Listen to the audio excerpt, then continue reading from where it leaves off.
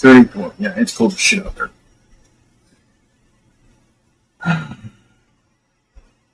Morning. I won't say it's good. It's morning.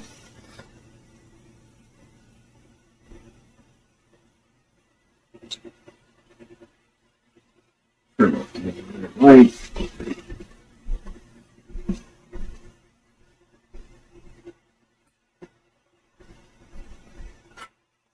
Heater closer.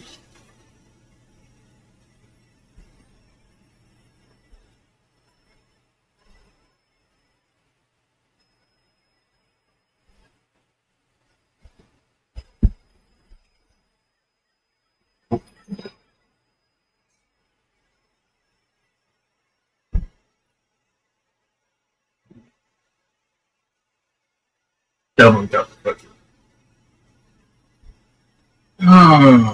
Yeehaw.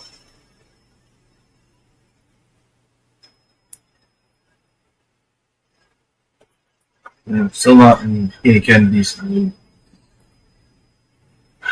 Sleep stream decided to close itself down last night as did the Pal World server. Speaking of which,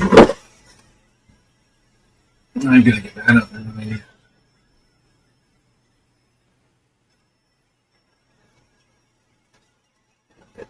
I also didn't get those to stop running the startup.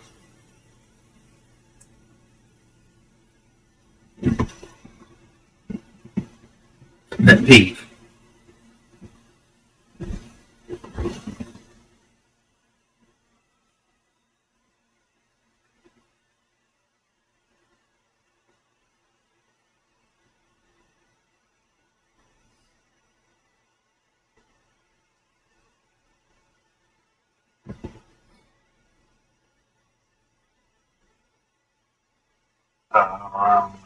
Saw that.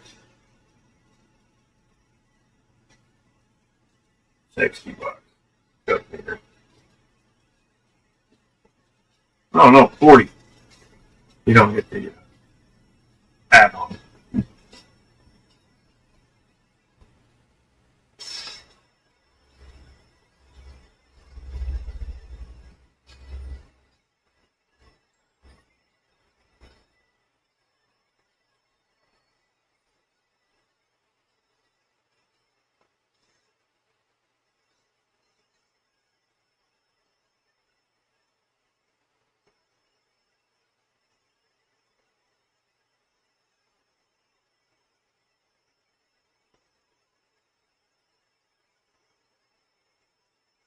Open beta.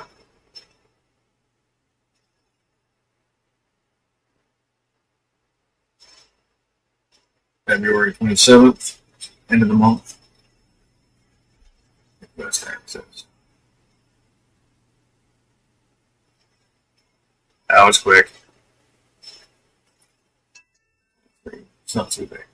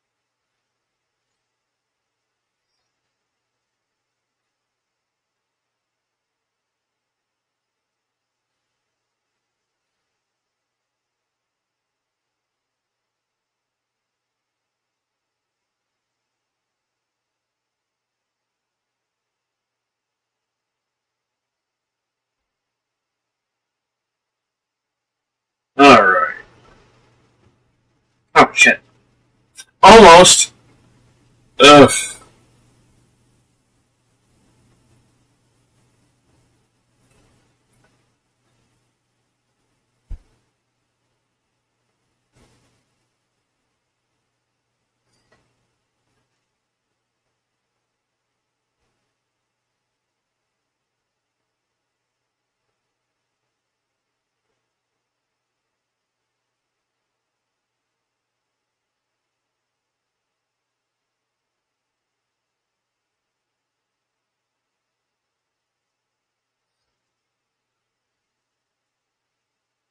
Now I can do. All right. And we can get going. Unlike yesterday, we got quite a bit today. We'll start off with the shorts.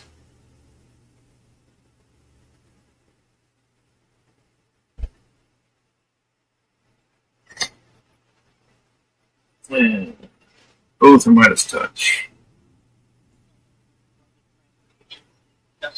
Except the train carrying roughly 350 passengers becoming engulfed in flames after catching fire on the way from Philadelphia to Wilmington, Delaware. The incident happened at about 6 I'm Brenda. Eastern Time on Thursday night. Luckily, there were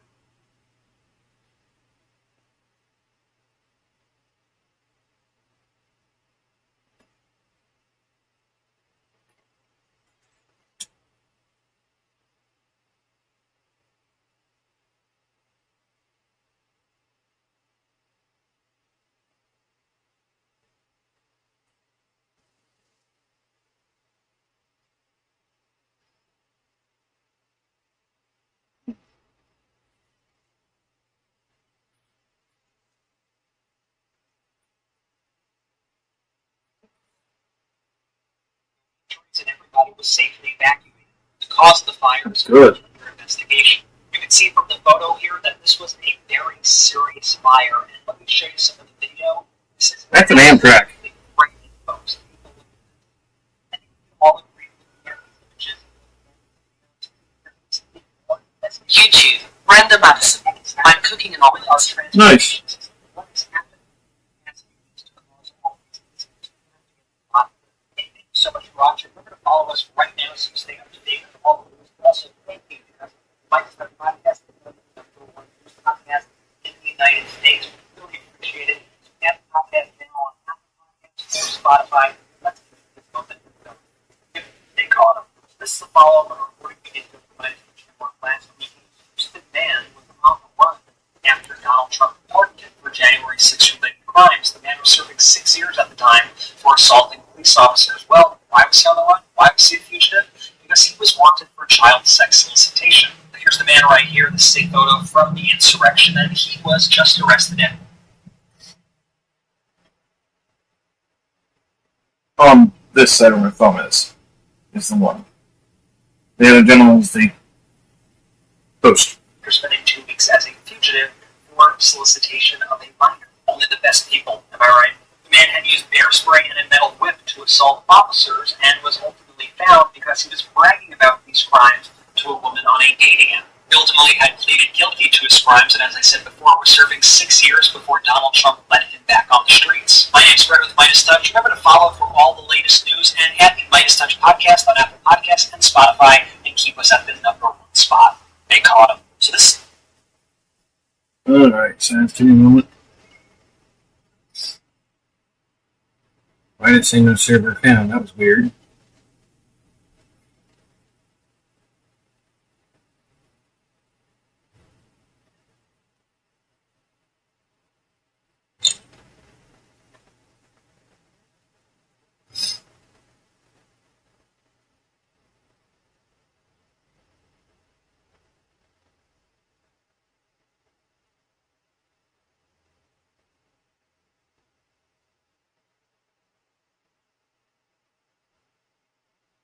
Do.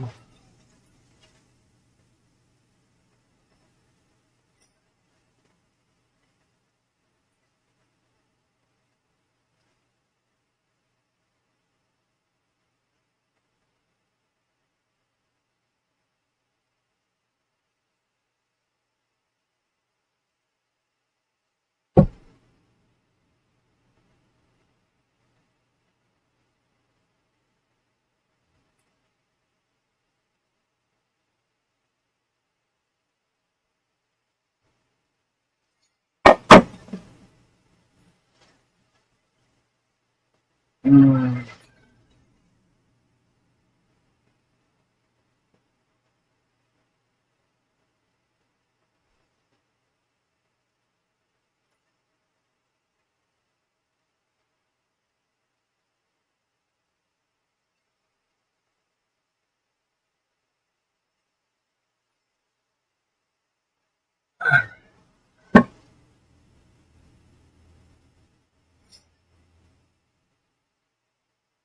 So 11, 14.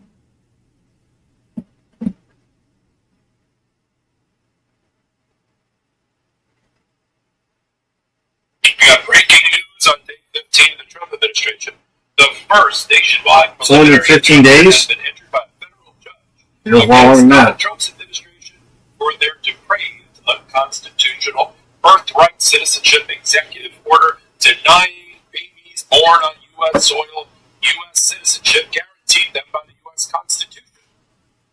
That's a big no and a big unconstitutional for Judge Deborah Boardman out of the District of Maryland. I want to break it down for you. I want to compare it to the other 4 temporary restraining orders against different executive orders for Donald Trump. So let's just do the math. 32 cases have been filed against the Trump administration that he's obtained against him. 4 separate temporary restraining orders and 1 preliminary injunction by federal judges. And a lot of them are the binding federal judges. So isn't that poetic justice? Isn't that cosmic justice? I'll break it down right now. I'm Michael Bobach. You're here on Midas Touch and on Legal AF. Preliminary injunctions in my world as a lawyer are big deals. And they are bigger, badder, bolder than temporary restraining orders. When you're looking at the level of types of orders that a federal judge can issue, there's like an administrative stay, which is for hours, sometimes days, while the judge gets their mind around the briefing and the evidence for a matter that's been put before them. That's on the bottom of it, right?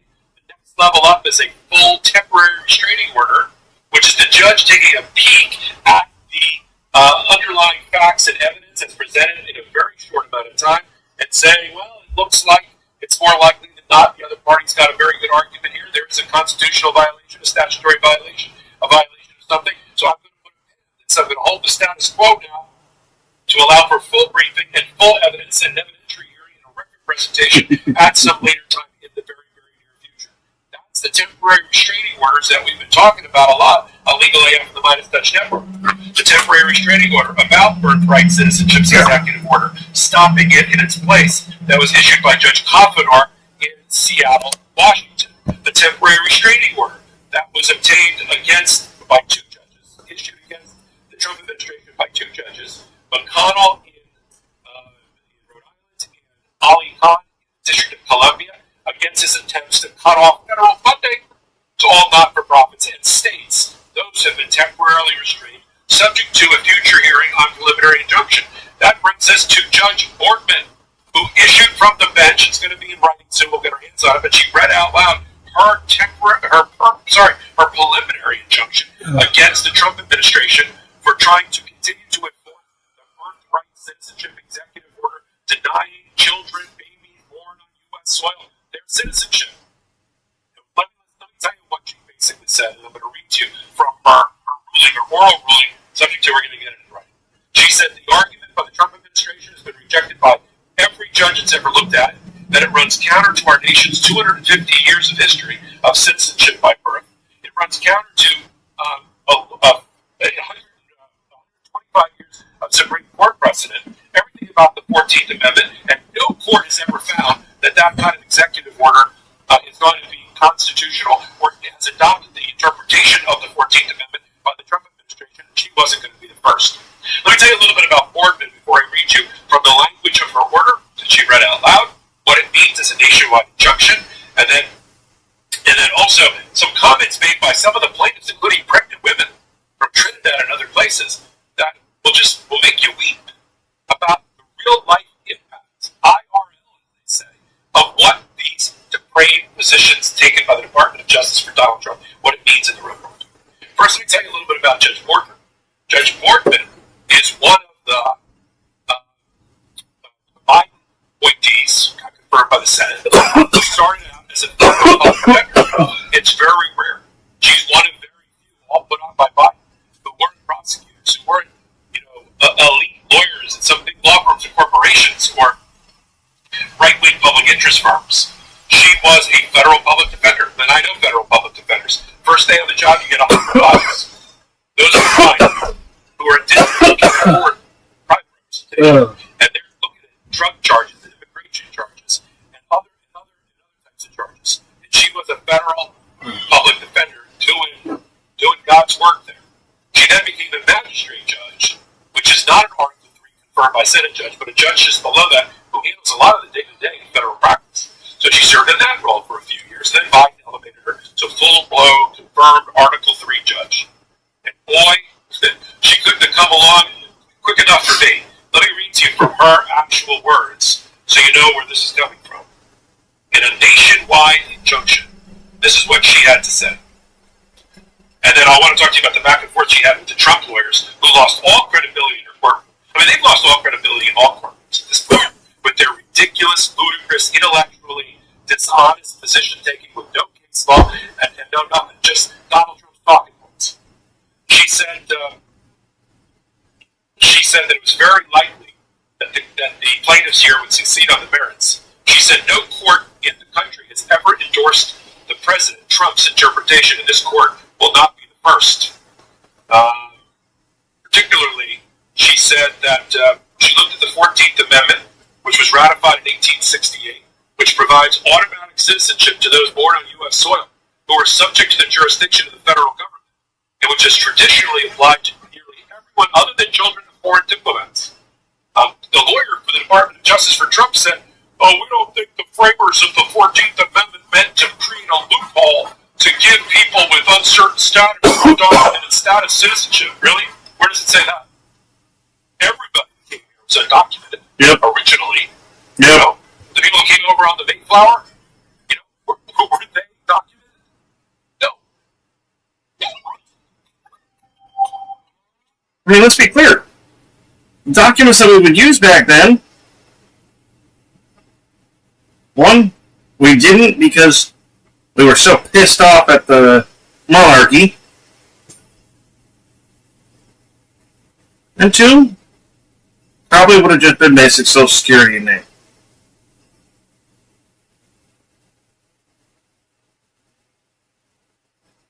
Whenever it actually got kicked into place, I don't have that information. There's a running joke that somebody out there has a Social Security number of 1. But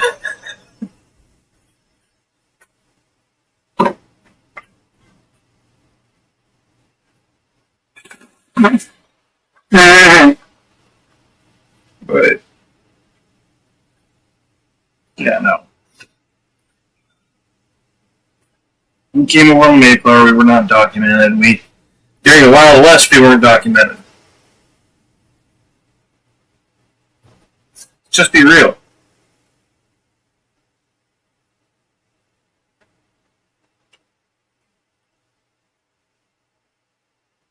Out in the West.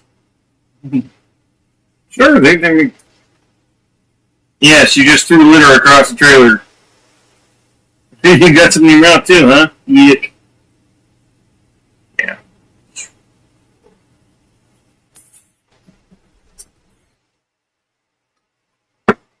Thinky butt.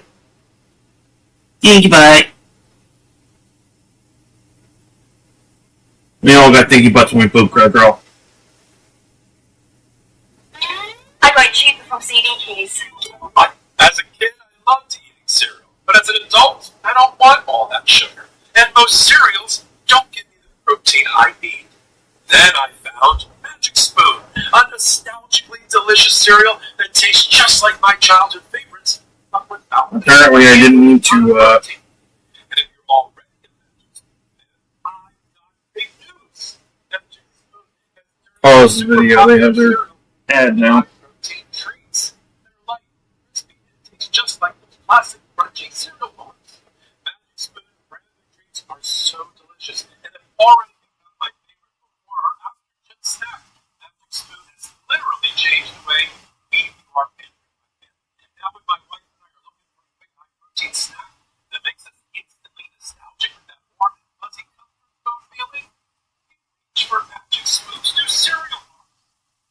every serving of Magic Spoon cereal has 13 grams of protein, 0 grams of sugar, and 4 grams of net carbs. So you can feel good about what you're eating.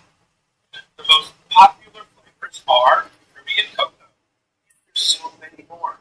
Magic Spoon's branded treats are crispy, crunchy, airy, easy way to get 12 grams of protein on the go. And for the first time ever, Magic Spoon treats are available in grocery stores with delicious flavors like marshmallow and chocolatey peanut butter. Magic Spoon treats have replaced all my other bars. Just the right balance. Flavor, texture, that's part of your high in protein. Don't tell my wife that I'm on video reporting and research. Magic Spoon has become my digital factory. Honey, Magic Spoon again. I'm going to bring my house. Get $5 off your next order at Amazon.com/for Magic Spoon on Amazon or in your nearest grocery store. That's MagicSpoon.com/legalitem for $5 off. Magic Spoon. Hold on to the dream. Boardman had to say this about it. Boardman said, I'm not going to be the first judge to take away somebody's constitutional rights. The theory is no. She turned to the lawyer of the Department of Justice. She said, cite for me one case that has sided with your interpretation of the 14th Amendment. Where's their argument? No. She then turned to Judge Hoffman, who is her colleague in the branch of the federal court system. Judge Hoffman was right. This is blatantly unconstitutional. This was a temporary restraining order that held the reign until we got here. He's going to issue his preliminary injunction too. As I said before, I've done federal practice for 35 years. I think one time in my entire career, I ever had a temporary restraining order that didn't convert into a preliminary injunction. And so that preliminary injunction, now in full briefing, with the order that will be coming out, will give the Trump administration the right to take an appeal. That appeal, because he sits in Maryland, I think it's going to go to the third or fourth. I think it's the fourth circuit Court of Appeals. And then based on the rulings there, I'm expecting a loss for the Trump administration, it'll go to the United States Supreme Court. That's the pathway here. That's why it was filed in Maryland to get a favorable appellate court and a fast track over to the United States Supreme Court. But in the meantime, this is a preliminary injunction. This is a big deal. Let me take a moment and show you the personal impact of these types of depraved positions by the Trump administration. This is a pregnant plaintiff in the case, identified only by her pseudonym. The judge allowed Jane Doe's and John Doe's because of fear of retribution in the listing of the case. Said, she's from Trinidad, she said, quote, all I wanted is to focus on my baby being born healthy and safe. But instead, even though my baby will be born in the U.S., but she's here residing in the U.S., I've been worried that they will be denied a right that is guaranteed them under the Constitution, the right to be a U.S. citizen. This ruling will give mothers like me a bit of temporary relief as we navigate pregnancy and the uncertain future of our babies. I agree with her. Yeah. I agree with her wholeheartedly. So what does it mean? It means that You have no order. the blueprint for how the Democrats and progressives, the public interest groups, and attorneys general are handling these cases is working, is winning. We are winning in the right courts, filed in front of the right judges on the right arguments. The arguments are constitutional violations, 14th Amendment violations, due process violations, First Amendment violations, depending upon the case, Administrative Procedures Act violations. I mean, Donald Trump can't issue an executive order that doesn't violate one aspect of congressional law or the Constitution, and that's where we got him. So watching somebody try to rule by fiat and by executive order and floundering in doing so is actually an advantage to the Democrats and progressives and those in favor of the rule of law. Because I know we lost a lot of confidence in our federal court system, not in individual judges, but in the court system overall, and at least particularly at the Supreme Court level, about the criminal matters of Donald Trump. But forget that. We're not in the criminal matters of Donald Trump anymore.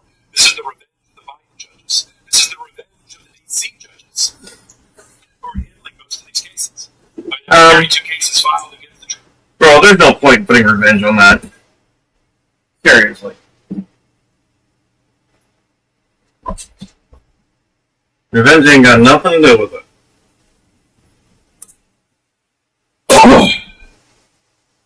These judges that are following the law.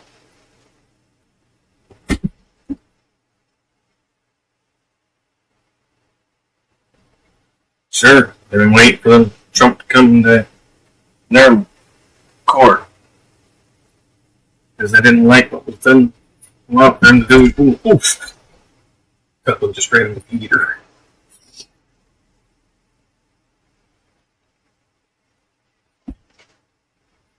Good girl. No, Khaleesi. Good girl. Good girl, Chi-Chi. Good job listening.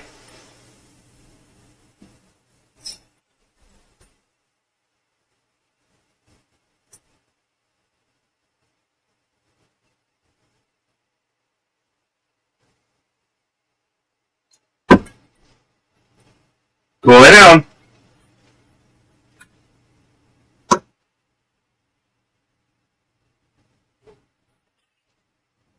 Administration. 15 filed in the District of Columbia for a reason. And these judges are ready, right? They were shocked.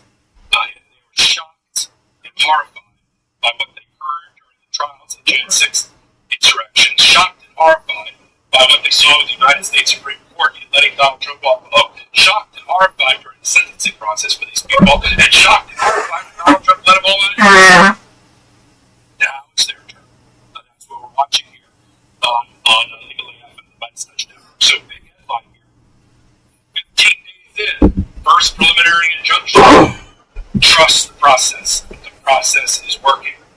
You don't get to take 15, 4 temporary restraining orders, and 4 different judges on 3 different matters in a preliminary injunction if you don't know what you're doing. Trust the process. Trust the public interest groups. Trust the NAACP, the ACLU. Democracy Forward, Democracy Now, Court Accountability Action, the Attorneys General of 22 states. They know what they're doing. They know where to file. They know how to file. This is not their first rodeo. They beat Donald Trump 80% of the time in 1,000 cases in the first administration. So Donald Trump, we're going to have triple now. We're going to have 3,000 cases. I've said it before. We're already up to 2+ cases a day. And that will only continue. That's why you got to keep track of the headlines here and our banners here about which case I'm talking about. I'm going to talk about so many Jane Doe and John Doe cases against some aspect of Donald Trump. You'll think, did Popak already give us that analysis? No. These are different cases. We're keeping them straight for you here at the intersection of law and politics. Now is the time to join us over on Legal AF, the YouTube channel, as we continue our march as a pro-democracy channel in collaboration with Vice Touch to 500,000. Almost there. We're at 450,000 right now in 4 months. Help us get to 500,000 before our 5-month anniversary, 5-month birthday, right around the corner. So until my next contribution, whether it's on Legal AF, the YouTube channel, Legal AF, the podcast, the YouTube channel, our show on Wednesdays and Saturdays at 8 p.m. Eastern Time on this YouTube channel. Here's a little viewing guide. Popak Live now, a podcast on Tuesday nights at 8 p.m. on the Vice Touch Network, or any of my other contributions. I'm humbled by your acceptance of the work that we're doing here, and your support for it. Because we are people power. We are independent. We don't have outside investors. Okay? See this? I paid for all this. I don't have a patron in that way. You are our support team. I really appreciate everything that you do. I'm Michael Popak. Until my next video. Hey, Colin. Introducing the end product GX4, developed by the American company Taurus, now available for purchase. He's got access only to letting people go that he thinks are no good if we agree with them. And it's only if we agree with them. And then there's this. Musk and his team gaining full access to the Treasury's massive federal payment system.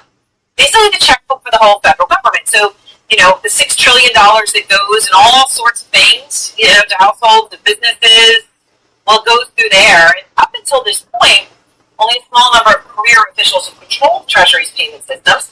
That is until this weekend when a top official left after a standoff with Musk's team, where Team Musk tried to stop some payments. Make no mistake, this is a major coup for Musk. And our reporting has identified 6 young men.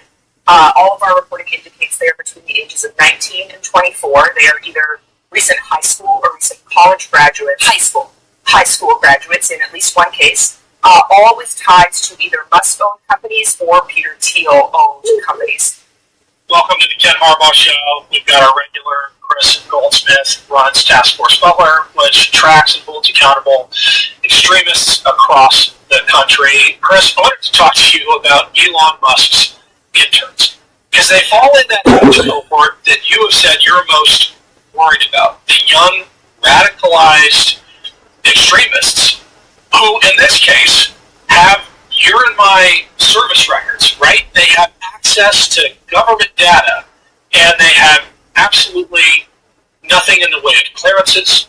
They have nothing in the way of an official mandate. I guess because they're close to Elon Musk, they've been given the keys to the kingdom.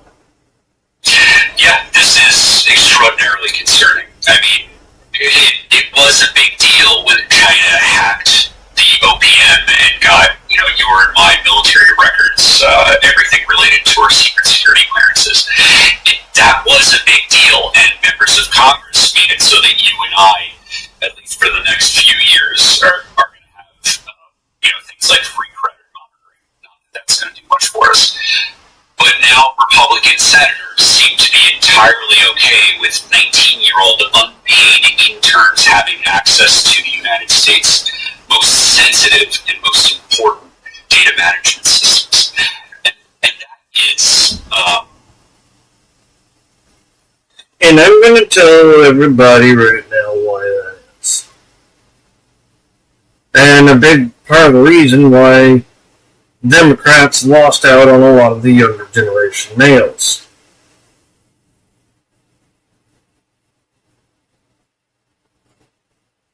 Democrats have a tendency to think that younger people aren't capable of this shit. For some reason, I don't know.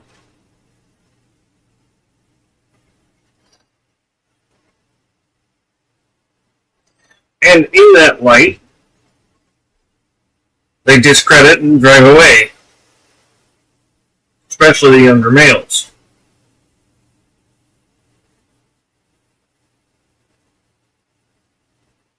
I mean, really, they should be taking notice and going, okay,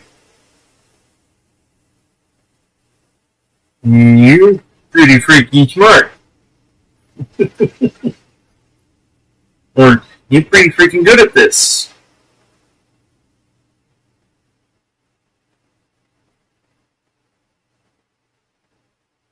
Democrats just kind of discredited tech side. Discredited those of us on the ground.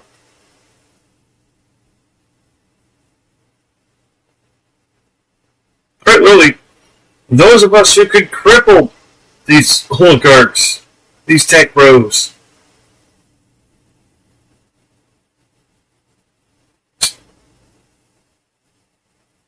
And that's good primary reason why Democrats lost younger males.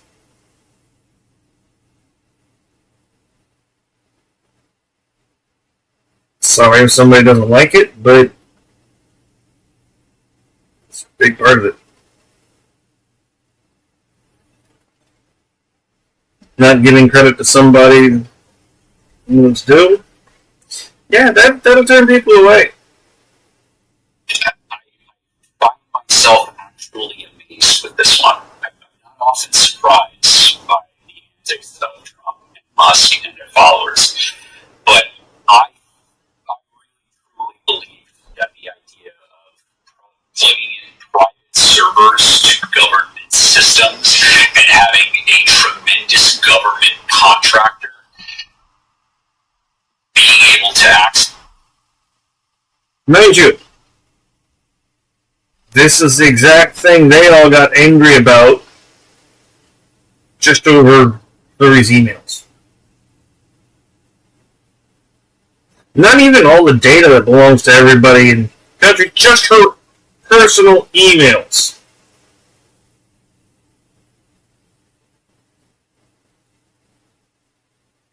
That's some hypocrisy Yeah, that's some fucking hypocrisy. This and Hypocritic basically shit. that will fire anyone he wants from the GSA. Like that's not something I saw coming. I feel like we heard something a few election cycles ago about a private email server that narrated congressional inquiries and sunk a certain candidate's presidential campaign. I mean, the level of hypocrisy here is just through the roof. Yeah. See, what Hillary Clinton did was not criminal. What No. these young men and Elon Musk are doing right now, this is criminal. To access systems in these ways, when these people are sometimes not even government employees, they're like not even pretending that this is the situation. They are violating the law. Now, while I don't expect the FBI or the DOJ to act on this, if Donald Trump doesn't issue them pardons, I hope that Democrats are willing to prosecute all of these people who are raiding our government's most sensitive and important systems. Seriously. Well, you just hit the other point, and you've been sounding the alarm on this for ages. The whole aura of pardons has created not just a feeling of a permission structure, but a legal, actual permission structure to go do whatever the hell you want. No. It's not a permission structure. It is quite literally, like I was saying last night, it's better to ask for forgiveness than permission.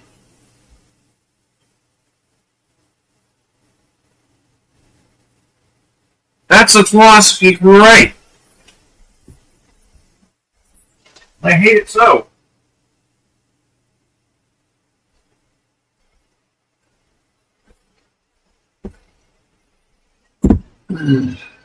Because it's fucking stupid. You're just trying to lose friends. It's the law because you know Dad's got your back. Yeah, well, and that is not just because of the failed prosecutions against Donald Trump. It's because of SCOTUS. Yeah. The Supreme Court of the United States, as built and designed by Mitch McConnell and all of the federal courts below it that were shaped by Mitch McConnell over the course of decades, have undermined the rule of law in this country and have allowed Donald Trump to rule as a dictator, or I should correct myself, have allowed Elon Musk to rule as an unelected dictator, because that's what's happened. Elon Musk is a volunteer. He is not a real government employee, and he is coming in and trying to do things like erasing, or as he says, deleting or throwing into a wood chipper things as important as USAID, which is preposterous, illegal, and it is something that I hope that the public doesn't feel powerless about, because our democracy is not over, right? I want to encourage people to visit the website 5calls.org. It's the number 5calls.org. There is a script in there right now. You put in your zip code. That helps the system find your two senators, your member of Congress. It informs you on the issues, and if you agree with the way that this website is presenting the script, you can just simply read from it. You know, a lot of people my age don't make phone calls. I never make phone calls. I text only. But this is important. Our democracy is not over, and we as American citizens need to stop pretending that November every 4 years is the only thing that matters. Every day matters. Every day you should be calling your members of Congress, your senators, and saying, I want this unelected, foreign-born national security threat, Elon Musk, out of my government. 5calls.org, is that the name of the site? Is we're going to put that in the show notes. I want to emphasize how important it is to focus on your reps. There is this tendency out there to go after the most visible senators or representatives. Business taxes is always so all. That doesn't work. The way they are motivated is when they get calls from their constituents. That actually scares them. And we've seen that time and again with dangerous legislation that's come up or just stupid ideas. I mean, if you need one data point for the power of outrage, it's how quickly the DoD reversed its decision to erase the Tuskegee Airmen from its training modules for new airmen. Our voice does matter. It does make a difference. In the case of Congress, focus on your own legislators and representatives. Yeah, it's the reason why Matt Gaetz is not the Attorney General right now. Matt Gaetz was if Donald Trump got his way, would be the Attorney General right now, and he would be tearing the Department of Justice to shreds. Not that that's not going to happen anyway. But Matt Gaetz was forced to withdraw his nomination because members of the public called their members of Congress, their senators, and they were outraged. And members of Congress, senators, it doesn't matter if yours is Republican, it doesn't matter if yours is a MAGA Republican. In fact, if you are a Donald Trump voter or a non-voter who has regrets, your voice is even that more powerful if you're talking to a Republican senator. Because you can say, I either voted for you or I was on the sidelines last time. Next time I won't be. Yeah. That is power. And I think that Yeah, that's a big threat. need to recognize that they, as individual Americans, are not helpless. We can, especially collectively, make a difference. Hey everyone, it's Ken. I need a quick favor. We are launching Valor Media Network, a new YouTube channel, to highlight positive role models who will take on the toxic influencers of the so-called manosphere. Think Joe Rogan. We've got some great hosts already lined up. You'll recognize some of them like Jason Kander, Dan Barkov, and Bobby Jones. And we've got more coming on board soon. Please click on the link below to Valor Media Network's YouTube page and hit that subscribe button. These early signups make all the difference. Thank you so much. I want to go back to these basically kids. I mean, the youngest is 19 years old. I think the age range was 19 to 24. There it is again. That language, that outlook, is what is screwing Democrats with the younger generations. Because you're still calling them kids. You still think they're kids. You can't do that.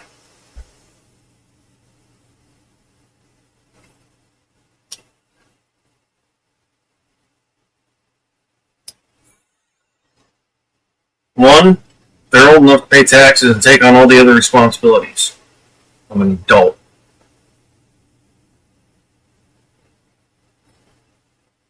And they have to. So doing that shit, you're discrediting them. And yeah, they don't like it. Kind of makes sense when you think about it. Interns, let's refer to them as interns for Musk companies or Peter Thiel companies who have like swept into these hugely powerful. Hi, Brenda. Is my mic working?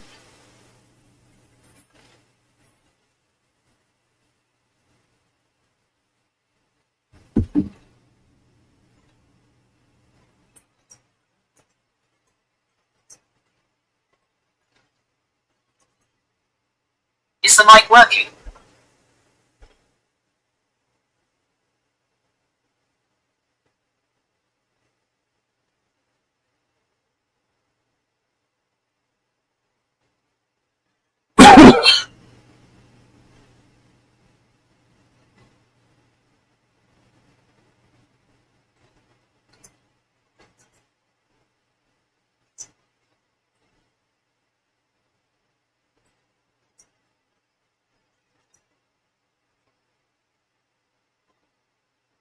I have reason every time.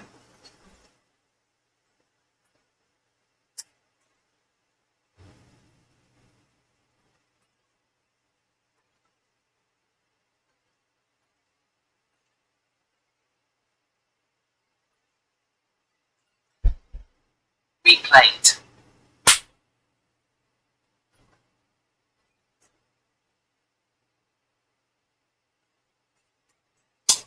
Move.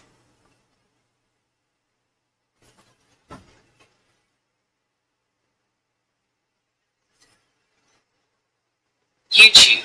Brenda Madison. I made you upset and now you're done with me. No. Fine, I understand my personality just doesn't match yours like your gay friends do. Non and no.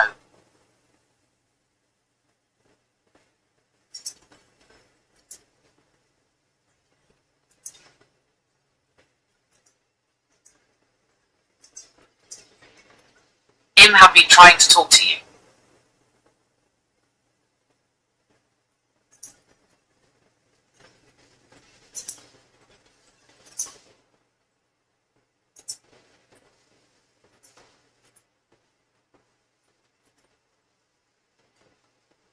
Im having some tech issue, it would seem. Because I'm trying to literally talk to you.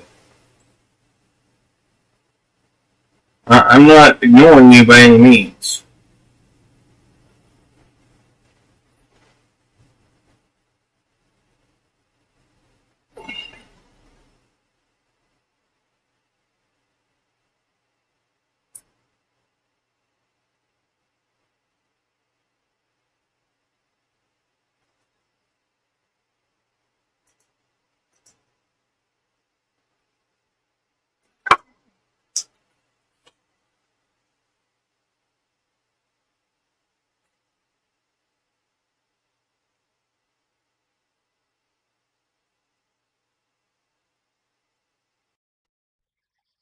I know this mic works. No, Brenda, it's not an I'm upset and through with you. It was, I thought you were saying you were through with me.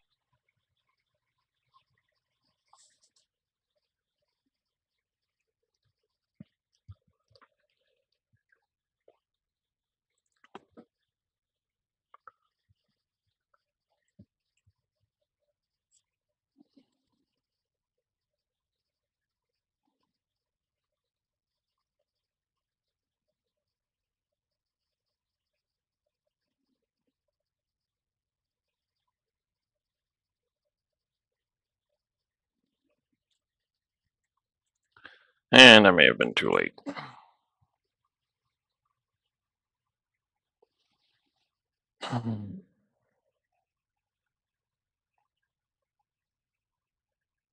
Checks out.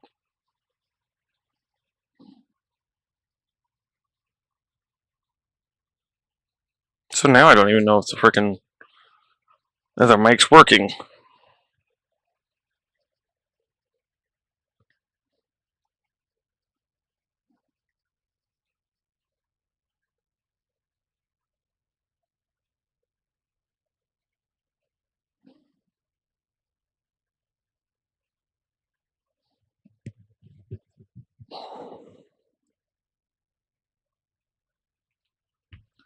Oh, we'll find out here in a moment.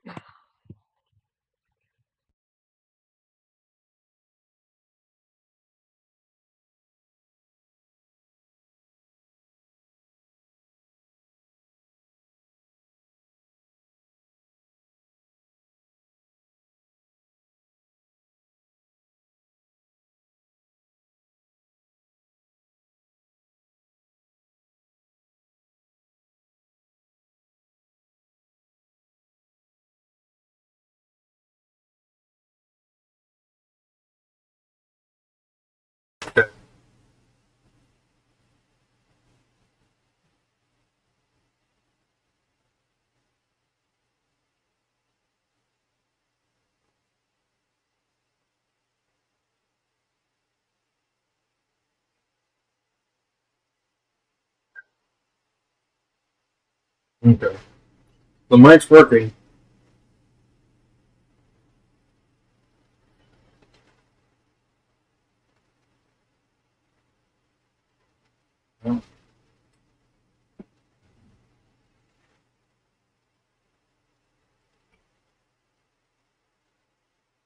I tried.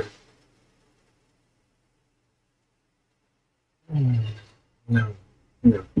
Roles. I don't even know if they're named, but I feel like you've got some insight into this weird nexus between the young Silicon Valley tech culture, tech bro culture, and and the extremism, the chat groups, the groypers, things like that, there is a converging, it feels like, that an older generation of Silicon Valley entrepreneurs are probably blindsided by. I mean, when I go out to the Bay Area to fundraise for films and things like that, it's a very different vibe that you're getting now when learning about these young people. Yeah. Well, we have seen young men influenced by kind of like this Joe Rogan disinformation radicalization pipeline, right? Researchers at Task Force Butler, when these names were announced, we looked them up, and my team found things like their Goodreads history. And if you look at the Goodreads history of some of these individuals, you can see that they started out as pretty progressive. They're smart kids. They cared about things like anti-racism. Some of these are kids of color. But you can see later, as time has gone on, it's kind of like the crypto finance bro or meme coin.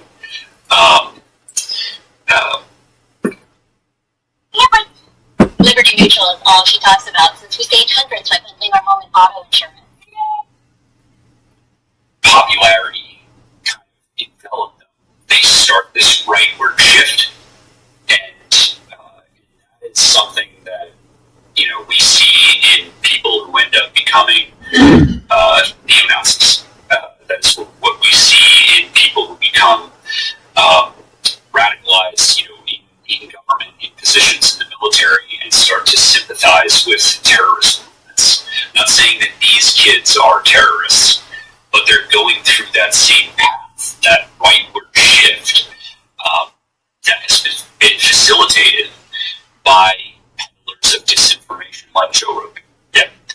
Thanks for that amazing research. I imagine a lot of that is very surreptitious. You keep a lid on it. Is there anything you can share yet? Are there any links people can go to understand that stuff better?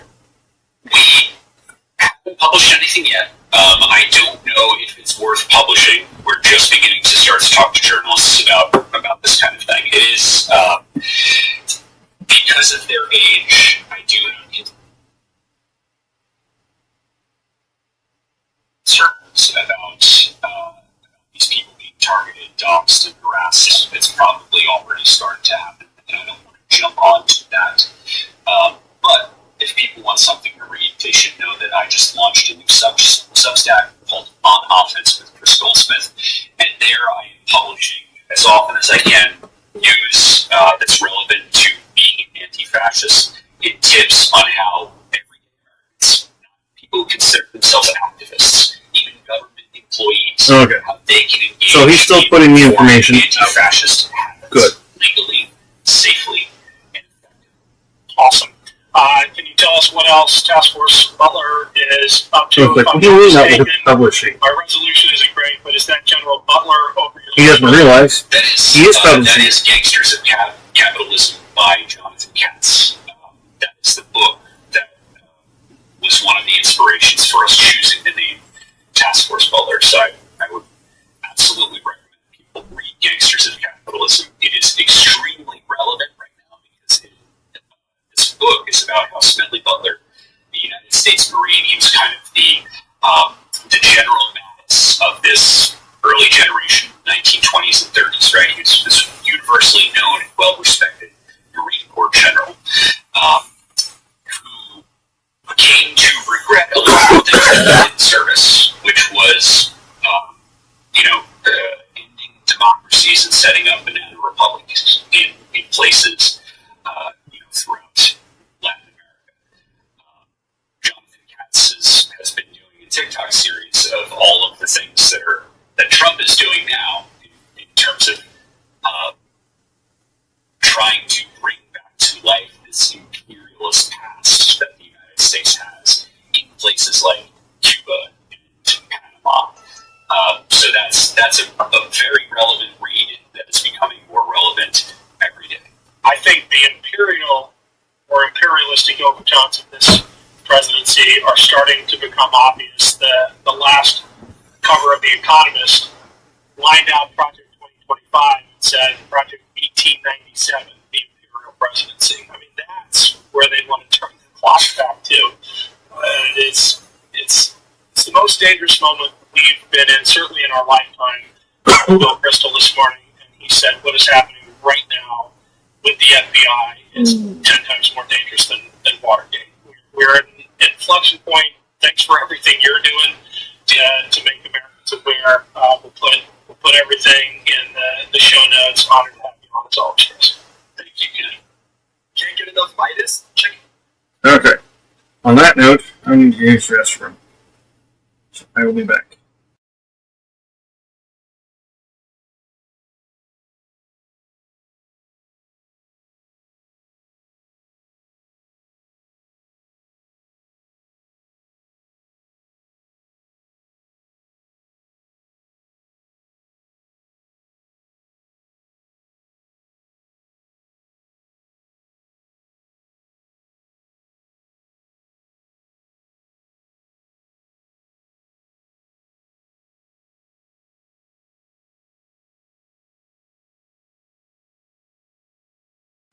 You caught me at just the wrong moment. I'm trying to run down to the bathroom at the moment. I will be back.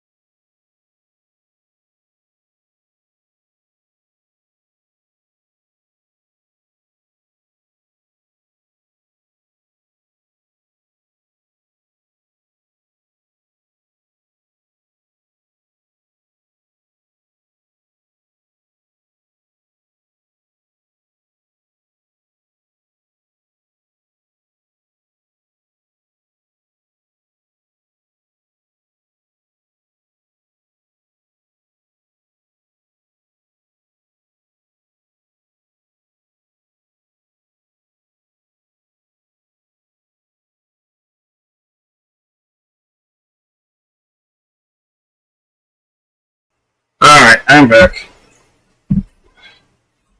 Gotta get Loki back in the back. Well, at least accessible to the back. And then I'll be back on camera.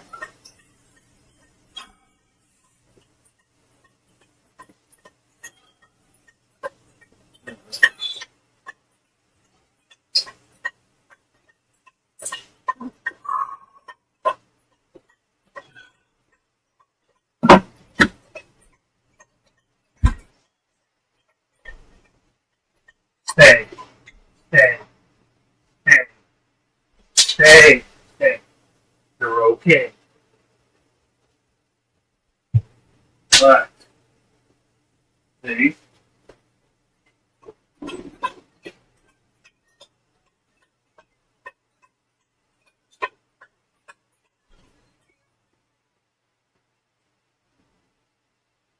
You ain't gonna stare, Khaleesi. Stay. Stay. Stop it. Stop. You're being ridiculous, Loki. Excuse me, Dubs.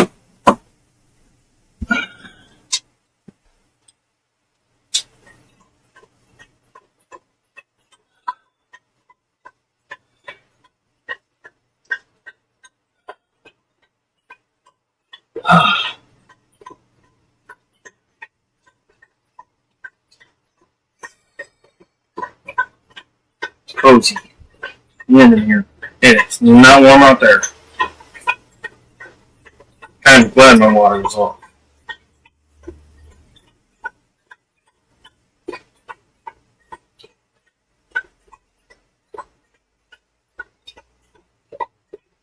Hey, Dub Dub.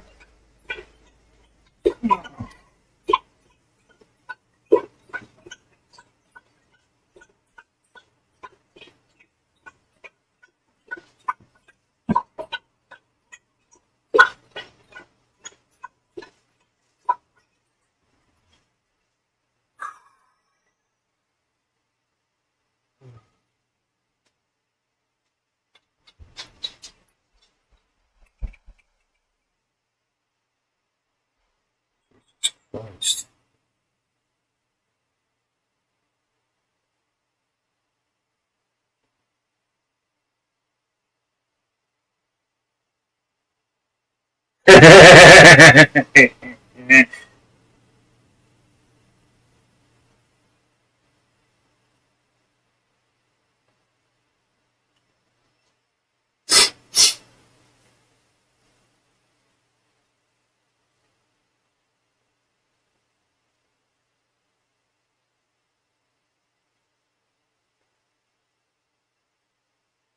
Desert.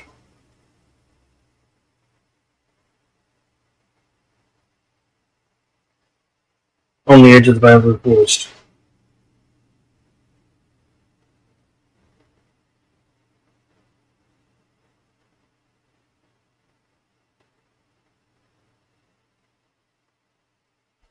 And that wasn't meaning to sound mystical or whatnot like that.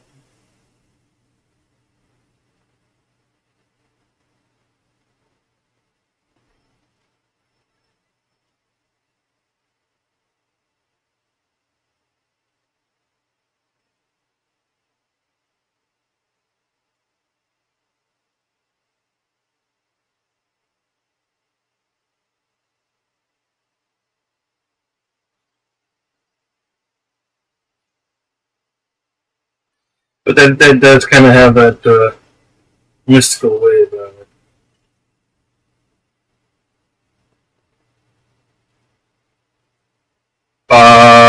What are map chords? Maybe?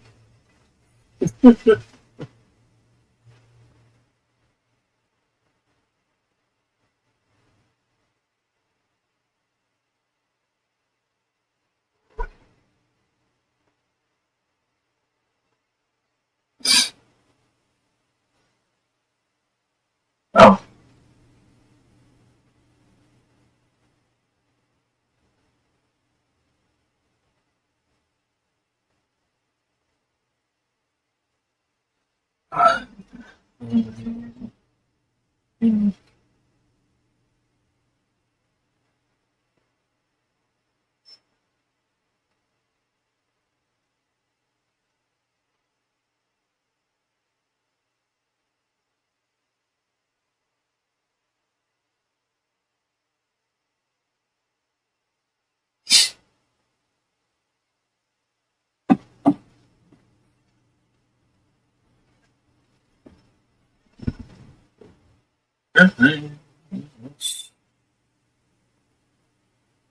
Pass the chords.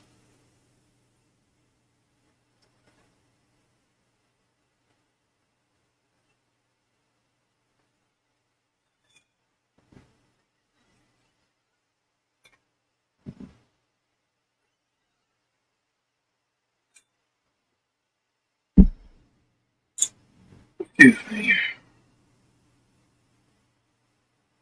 Zoom in. If you're Elon Musk, this is probably the last thing that you want to see. According to a morning console poll that was just released, Elon's approval rating is already underwater among Americans. 49% disapprove to just 39% approve. That's a net negative 10-point approval rating, which is especially bad considering this is the honeymoon period. This is when Elon should be as Trump's little shadow president operating under whatever mandate they think that they have. And yet the fact that he's starting off with a net negative approval rating goes to show that even his high watermark is dangerously low and will only get worse. And of course, it's not difficult to see why. While Elon has promised that the Department of Government Efficiency would root out waste, corruption, and abuse, in fact, it's done the opposite. It has shut down vital programs that keep the United States safe. It's put our healthcare and essential services at risk, including Medicaid. It's put our sensitive information in the hands of, in some instances, random teenagers, including one who just today resigned because his social media account showed him advocating Shannon. Okay. Again, stop calling them kids and teenagers. That's where you guys are fucking up. According to the Wall Street Journal, Marco Velez, a 25-year-old who is part of a cadre of Elon Musk lieutenants deployed by the Department of Government Efficiency. For real, 25 is not a kid or a teenager. Stop it. Scrutinize federal spending, resigned after the Wall Street Journal asked the White House about his connection to the account. Quote, just for the record, I was racist before it was cool, the account posted in July. Quote, you could not pay me to marry outside of my ethnicity, the account wrote on X in September. Quote, normalize Indian hate. After the Wall Street Journal asked about the account, White House spokesperson Caroline Levitt said that Lenz had resigned from this role. Trump framed Doge as some high-level effort to root out corruption. It's a bunch of teenagers and 20-somethings who want a white ethno-state and access to a social security number.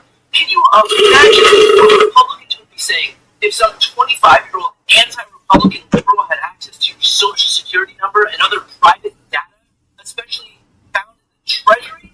Lou Dobbs would resurrect himself from the dead. But when Republicans do it, it's apparently no big deal.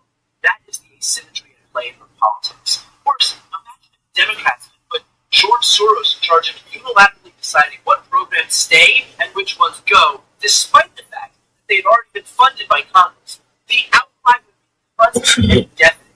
And yet, that's what's happening on the right. All the answers itself gets billions with a B of subsidies from our federal government. And that conflict of interest was posed to White House Press Secretary Caroline Levitt. You talked a bit about Doge. Elon Musk is currently a, quote, special government employee who also owns companies that have billions of dollars in federal contracts. You said earlier this week that he has abided by all applicable federal laws, but what steps is the Trump administration taking to address that conflict of interest? The president was already asked and answered this question this week, and he said if Elon Musk comes across a conflict of interest with the contract and the funding that Doge is overseeing, that Elon will excuse himself from those contracts. And he has, again, abided by all applicable laws. Well, phew. If there's any conflict of interest, Elon will just self-regulate. Here I was thinking that there was no oversight, but I'm much more relieved knowing that the person in charge of moderating Elon's overreach is Elon. And look, I want to be clear. If there's waste, I'm all for cutting it. But take a listen to what Caroline Levitt is saying about the waste to justify the U.S. to private funding to USAID, which was the latest victim of Doge. And here's the reason why Elon Musk and others have been taking a look. Because if you look at the waste and abuse that has run through USAID over the past several years, these are some of the insane priorities that organization has been spending money on. $1.5 million to advance DEI in Serbia's workplaces, $70,000 for a production of a DEI musical in Ireland, $47,000 for a transgender opera in Colombia, $32,000 for a transgender comic book in Peru. I don't know about you, but as an American taxpayer, I don't want my dollars going towards this crap, and I know the American people don't either. When you know somebody's so full of shit that their hair shouldn't be blonde, And that's exactly what Elon Musk has been tasked by President Trump to do, to get the fraud, waste, and abuse out of our federal government. Only small problem? Quite literally none of those examples are what USAID is doing. In reality, what USAID does for a fraction of federal spending, less than 1%, is offer invaluable help to the world, like clean water projects, HIV prevention, and more. And in exchange for that, we have alliances all over the planet, which in global conflicts is a good thing, a necessary thing. It means when we need help or strategic bases around the world, we have that goodwill. When USAID goes away, guess what country is taking the place of us? You guessed it, China. Now, normally, Americans wouldn't want to allow China to become more powerful. But guess who does business in China? Guess who spent years growing this companies in China? Guess who relies on China for this portfolio? Elon Musk. So by undermining our global alliances in deference to China, it'll hurt our national security, but help Elon's bottom line. But hey, something, waste, fraud, and abuse, am I right? Yep. And that's a point I discussed with Senator Chris Murphy. Yeah, there's a race that's underway right now. Who is going to control the piping of the international economy, the highways, port infrastructure, the supply of critical minerals necessary for chips and batteries. In order to control that infrastructure, you've got to have governments all over the world that are willing to sell it to you. It helps us create relationships with countries so that when they're selling a port, they don't automatically just go to China, that they at least let the United States make a bid. Now that USAID is gone off the playing field, the only place those countries have to go for help confronting viruses or addressing famine or development is China. And so China will be able to build all these relationships around the world, and all of a sudden we'll wake up one day and the United States economy doesn't have access to the global economy because China owns it all. So when USAID steps off the playing field, China benefits. I do not believe that is coincidental to Elon Musk having a number of very open issues through his businesses with the Chinese government. They may be willing to do him some nice favors, given that Elon Musk has taken USAID off the plane. So again, who does all of this help? Because as far as I can tell, Elon's the winner, and the rest of us in America are losers. And look, I think it's already beginning to break through. And Democrats, to their credit, are seeing the writing on the wall as far as Elon is concerned. Americans want cheaper groceries, not some billionaire who's the government's biggest welfare recipient, deciding who gets congressionally allocated funding based on his own partisan political allegiances and his own portfolio, all while affording himself the ability to enrich himself and hurt his competitors. That's not rooting out corruption and abuse, it is the definition of creating it, which is why the left is correct to fight back. So what Donald Trump has done is that he has completely given up his power and handed a lot of it over to Elon Musk. Elon Musk has appointed some teenagers and some people in their early 20s to essentially try to. I know that needs more I actual accidentally kissed a dragon, and now the information. dragon's father wants me to sleep with her.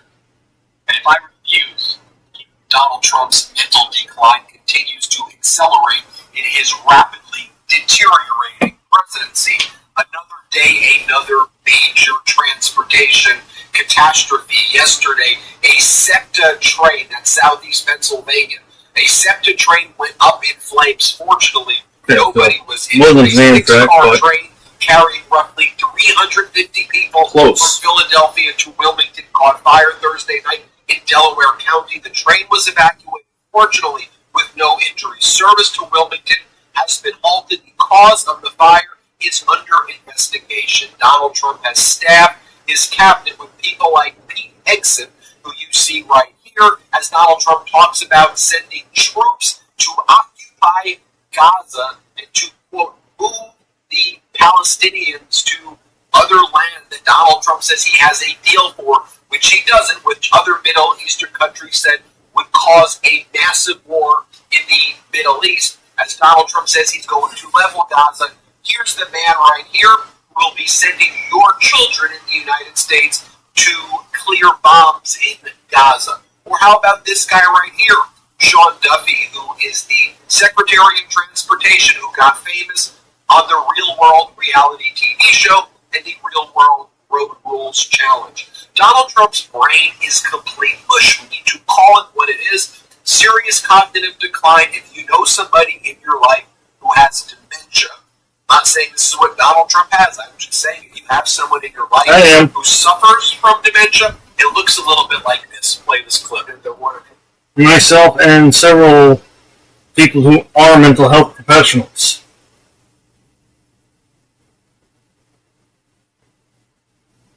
We'll happily sit here and say, yeah, Donald Trump suffers from dementia. I mean, not happily, because, I mean, look at where he's sitting. But confidently say it, knowing that we have the science to back it up.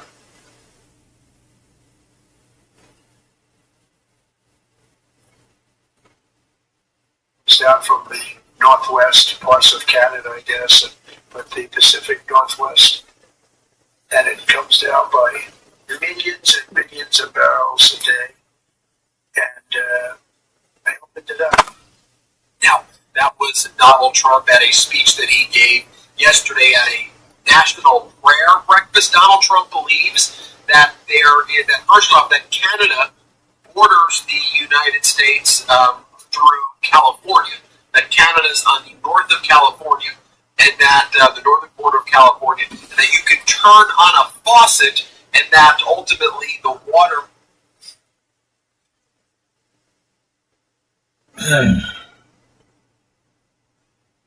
I'm noticing the hyperboil.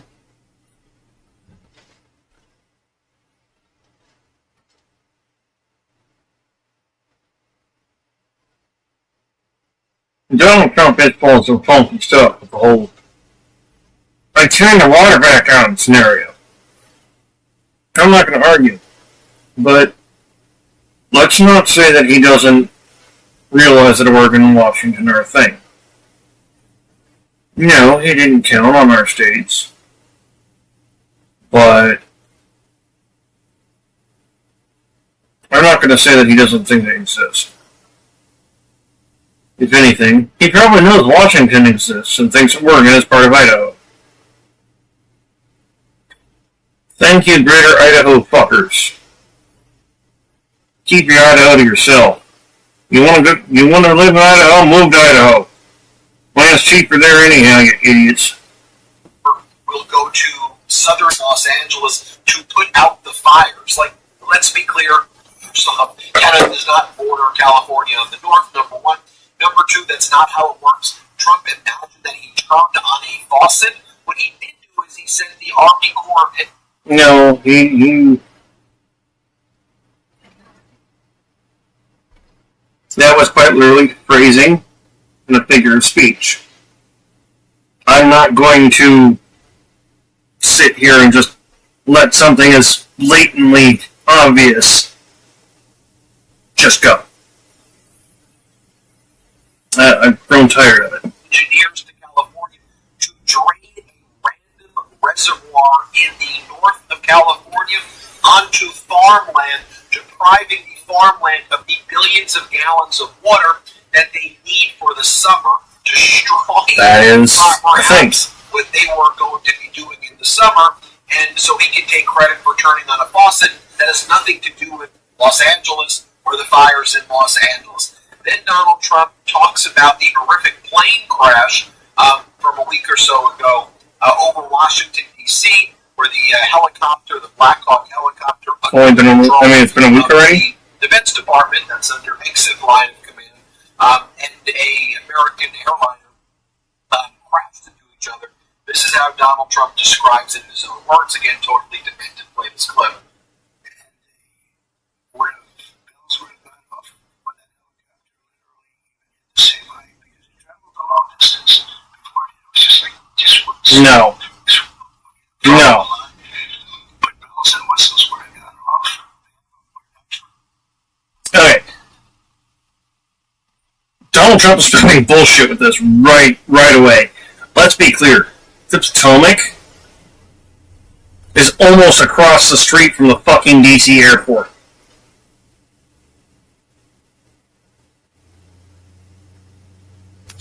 That helicopter didn't travel a long way first. The incident happened at lower altitude. There wouldn't be bells and alarms going off. It ain't like that. I guarantee you, any helicopter pilot can tell you.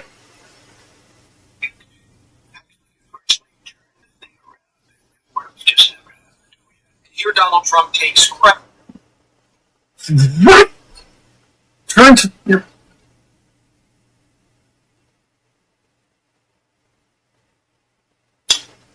That's how you know he has no clue about aviation.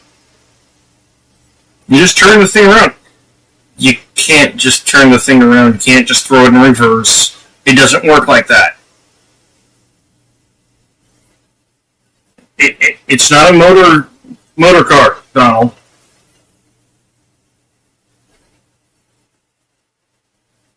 You can't just hit the brakes and throw it in reverse.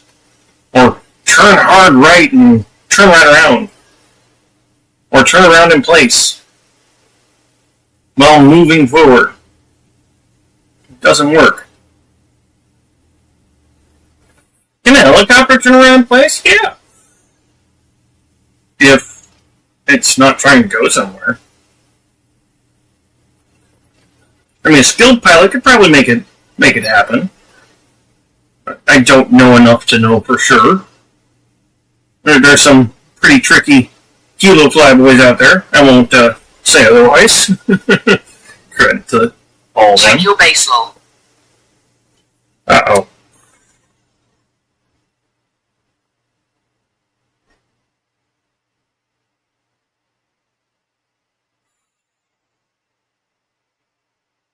Oh, you got the boss. I'm like, there's a giant llama on my face. Got the mammoth too. Nice. Nice. I've only gotten that one through that.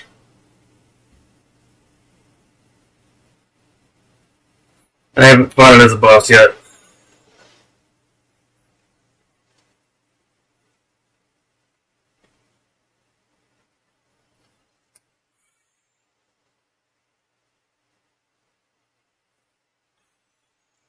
This is my humble base.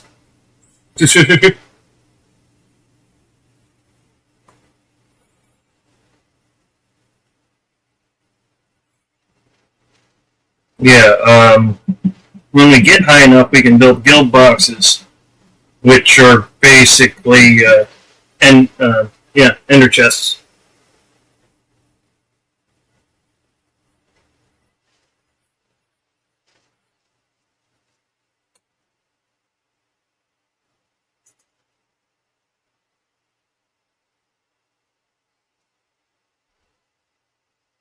Nice.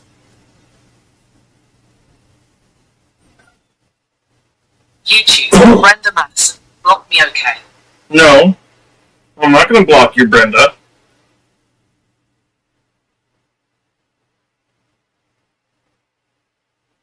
You haven't been muted. I've been trying to respond and talk with you.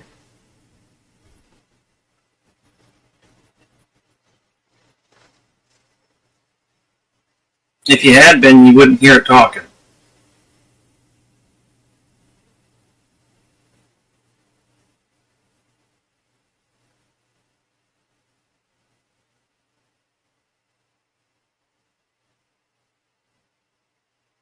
It would be like what's his face last night,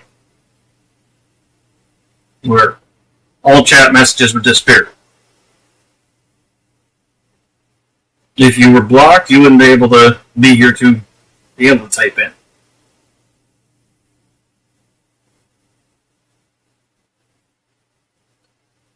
At the moment, you were quite literally ramping this up on your own. I'm trying to get the chance to talk to you and figure out what's going on. YouTube, Brenda Madison, science blocked me.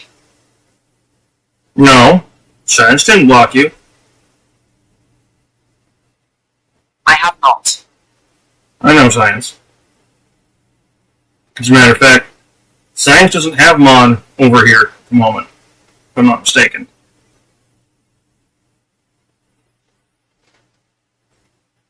Science has Mod on Twitch.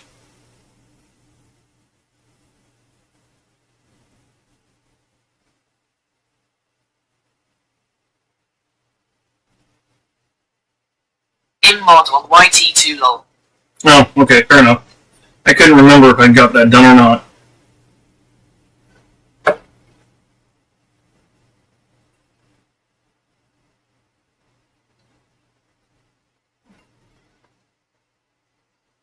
No, you got to be doing quite a bit to get muted or blocked here. I created Chill Space for a reason. It's a space of attempted understanding and communication. Not out and out.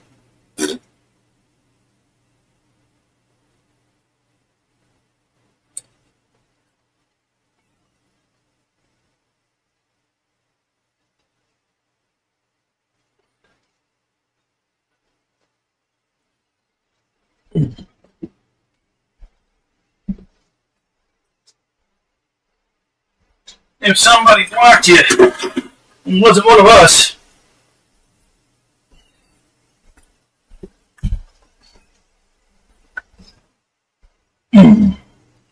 Ace might have blocked you personally.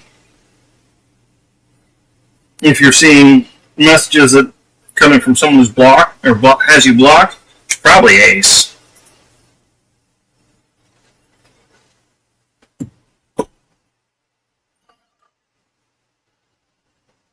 Ace is a little sour.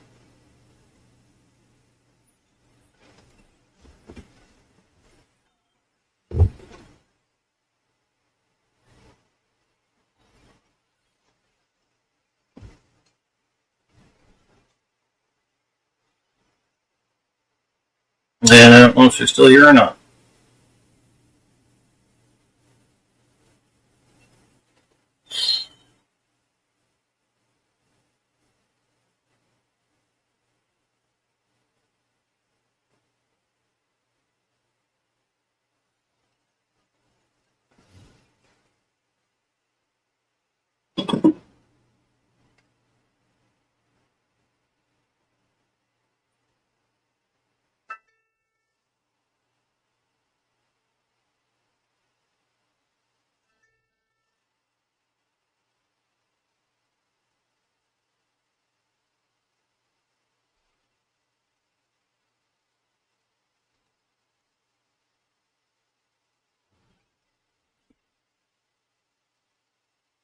Best viewers on asterisk asterisk the YMX8 link. I got to get ready for work, but I'm a go after Anubis tonight. Give me another good boss. That's the kind of person that gets banned by Science. The only kind of person that gets banned by Science, other than people being blatantly racist without warning.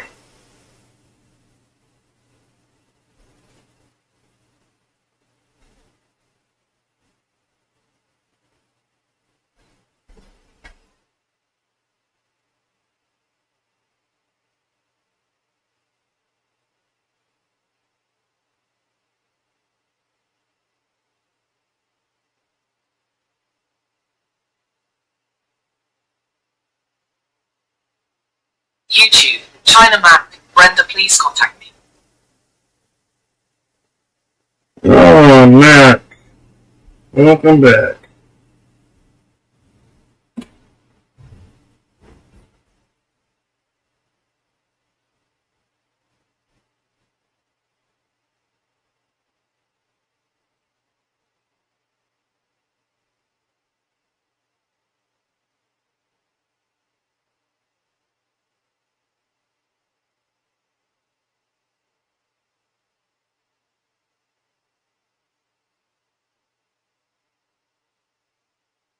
YouTube, China Mac, I won't block you or D-Ron.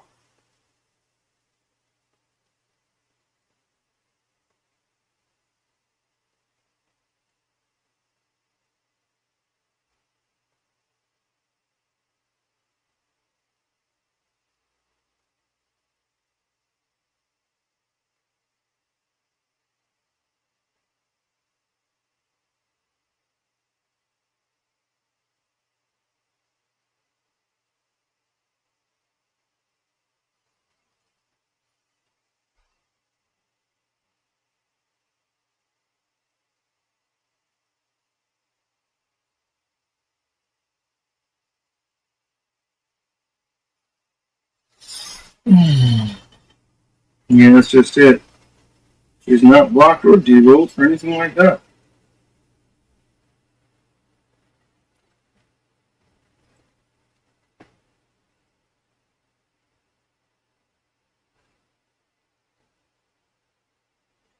For some reason, there's something going on her end where she's not getting sound. I don't know why. It for Christmas or something. Here, play this clip. In 2016, that was a whole big part of my campaign. You're going to say Merry Christmas without I do it again. But we Get totally demented, deranged, psychotic. Meanwhile, you had Elon Musk Say why that is such. No one stopped saying Merry Christmas. No one was trying to substitute Happy Holidays for Merry Christmas. It was a lot. posting AI images of themselves and memes all day. This, as we learned, a 23-year-old representative from Elon Musk's Doge was granted access to the Energy Department's IT system on Wednesday by Secretary Chris Wright, sources told CNN. This despite the objections from people in the agency, which controls access to information about U.S. nuclear weapons. So let's be clear. Doge has already raided the Treasury Department. There's an injunction blocking Elon Musk and others in Doge from getting access to the Treasury payment system, but who knows what information they've already got. They went and did this to USAID. They basically fired everybody from USAID. According to all reports, they intend to destroy the Department of Education. Donald Trump said as much, that he's going to have Linda McMahon, the Secretary of Education, who hasn't even been confirmed yet, destroy the agency. They say they're going to destroy the Department of Labor, and all the while Elon Musk sends his people into all of these agencies. Okay, you're done. That's kind of what I got last night from that comment you made. No, wasn't very careful to run out and not let me explain.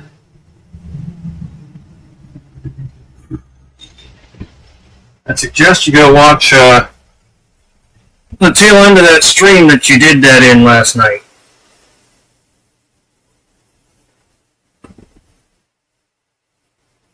Environmental agencies, oceanic agencies, all these things. He tries to take the data, and apparently they got into this other one right there. Also, while all of this is going on, we're just learning the cruelty right here. Demonic cruelty, the purest distillation of evil. So now people who were subject to life-saving clinical medical trials based on the support and aid that USAID was providing, because they are not getting funding, they're basically abandoned in the middle of clinical trials. As Laksha Jain says, to me this is actually worse than not providing the care at all. You've now dragged all these people into experimental trials. You put devices into their body, and now you're pulling the rug from them and endangering their lives in many cases. We put them in this position, and now we change their mind, and they're screwed, and they're probably going to die. I'm just thinking about all the kids abroad, all the children, women, and whoever who are going to literally die because of this cruel and unusual and disgusting administration. Have a good day. Justin is something my moderator too. For Donald Trump, Bye. a Reagan-appointed federal judge in Seattle yesterday, who issued a nationwide injunction. Brenda, you need to go watch the end of last night's stream that you said that to me in.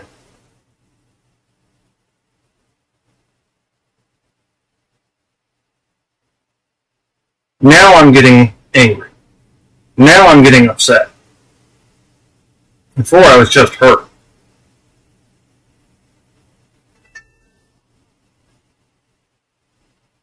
Blocking Donald Trump's executive order, which sought to strip birthright citizenship from Americans born to two undocumented parents. The Reagan-appointed judge said, quote, "It has become ever more apparent that to our president, the rule of law is but an impediment to his policy goals. The rule of law is, according to him, something to navigate around or simply ignore, whether that be for political or personal gain. Nevertheless, in this courtroom and under my watch, the rule of law is a bright beacon which I intend to follow." Powerful words from a Reagan Republican judge right there.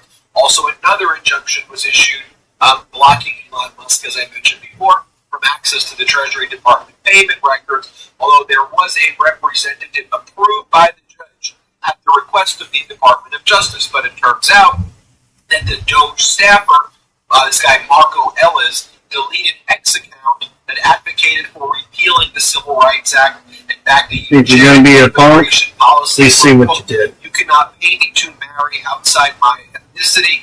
This was the judge-appointed person who the DOJ said would be responsible. That staffer for Doge, whose access to the Treasury payment system was approved by a judge, resigned after links to a deleted social media account that advocated for racism emerged.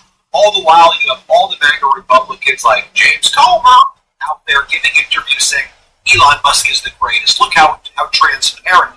This billionaire is, this richest man in the world is taking all the data. We love it. We love it. This is what they're saying. Let's flip. I find it ironic that they keep referring to Elon Musk as an unelected bureaucrat or whatever their terminology is they're using when they've stood silent over the past 4 years when unelected bureaucrats have seemingly been running our country.